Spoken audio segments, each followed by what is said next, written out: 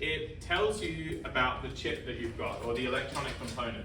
And they're normally formatted a certain way. This TI one, which is the op-amp, it's kind of the more standard style. If you've got the pressure sensor, you've kind of got a different style. Bosch just does it a bit differently. It's mainly got the same information, it's just kind of formatted in a way that makes it a lot longer. So normally they start off with a section at the top called features that just tells you kind of the headline info about the chip. So if it was a car, it would tell you, how fast it went, how many horsepower it was, like what the torque is. And this is kind of the information that people who are trying to pick an op-amp are going to be looking at. And because this might be the first time you've looked at the data sheet, you're not really expected to understand what this is or really know how to interpret the stuff in the features section. So I'd encourage you to just kind of glance at it, go, that's cool, and then move on. So the part that you probably want to look at is going to be called description or introduction. And that should tell you what the device is and kind of how it works. Now, because it's written for people that are electronics designers, it is going to have a lot of jargon and some acronyms that you probably don't know what they mean.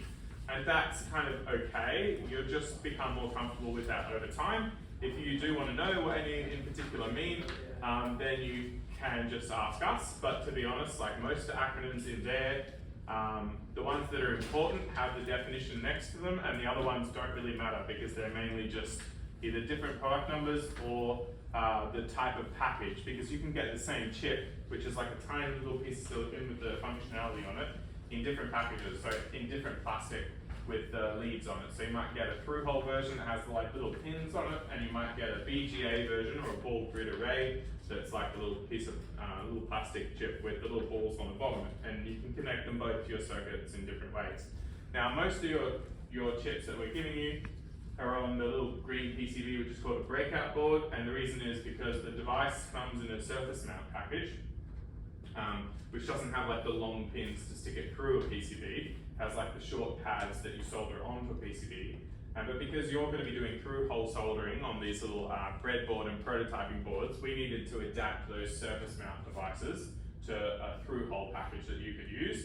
So that's why most of your devices are on these little breakout packages. And that's good for you because it means you get to use like really up-to-date modern components that have really good performance.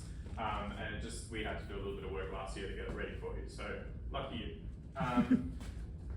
So have a read of the description, find out what the chip does, and then you'll probably see some part number stuff which you don't really have to worry about because we've ordered them for you and they're here already. Sometimes you'll find like an example of how you might use it here or a really important graph. Take a look at them, but don't worry too much because today you're probably not really in the position to actually use some of that information. And then you'll often find a table of contents, maybe some other information that you normally just kind of scroll by. A really important part, and part you will be using, is the pin configuration, which shows you which pin is which. If you connect the pins up wrong, you might destroy the device, which sometimes we joke about letting the blue smoke out, because once you let the blue smoke out, you can't put it back in. The device is just going to be toast forever. You're not going to be able to fix it. So if you do plug it in wrong, you probably will destroy it. So that's why this page in particular is really important. And on your breakout boards, we've labeled which pin on here goes to which pin on the breakout board. But if there's any confusion, just talk to us about it and we'll help you. And it also describes what pin does what. I think we're going to cover what an op-amp is tomorrow. So then you'll have some specifications, and it often starts off with a section called absolute maximum ratings. And that is really what voltages you should provide to it. If you provide a higher voltage, you might destroy it. So that's why they call it the absolute maximum.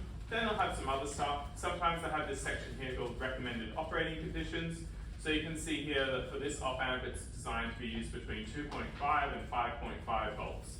So basically that'll work in 3-volt circuits and in 5-volt circuits.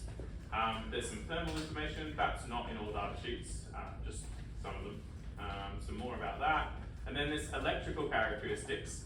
That tells you like all the different things you would want to know if you are trying to simulate how your chip will work in the circuit, or you really need to find out, oh, is this the right chip for me, or do I need to go pick a different one? So it's got this really detailed electrical information. You aren't expected to really know how to use that today, but just think, oh, there's some voltages and some currents, and it tells me a bit of information about how the chip works and how it should be used. And then you'll probably go on into some like performance numbers down here, like the frequency response.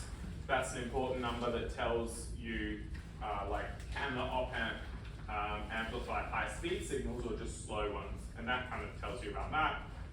Some information about power and output, and then if you keep scrolling, you'll probably come across a whole bunch of graphs, and they tell you different performance characteristics of the device that you're looking at. If you're looking at a sensor or something like that, hopefully they'll have a graph that has like what you're trying to measure on the bottom axis and what voltage will output on the y-axis. And then if you keep going, there'll probably just be detailed descriptions about how different parts of the device work. And but the sections you really are going to most want to know about when you're starting out are the description, which tells you kind of what it does and a bit about how it works, and then this pin mapping here. So I'd encourage you to focus on that. And then also, I guess it might be of interest to you, if you scroll to the end, you'll often find some drawings of exactly what the device looks like and what you need to put on your PCB if you want to put your device on there. But as I said earlier, you've got the breakout boards, so you don't have to worry about that. And this might be interesting to you. For the printouts for bingo, some of the longer data sheets, I've only done the first 20 pages, so I'll come around with a USB drive and give you the full PDF for those of you with 80-page data sheets. I was just trying to save some trees. Yeah. Those are purely for bingo. And it'll tell you what numbers to order if you want to buy them as well. Because there's a bunch of different variants of each part as well. So it's quite hard to figure out exactly which part number you should be ordering, but the thing for you is you don't have to worry about it. Any questions about data sheets? All right. Well,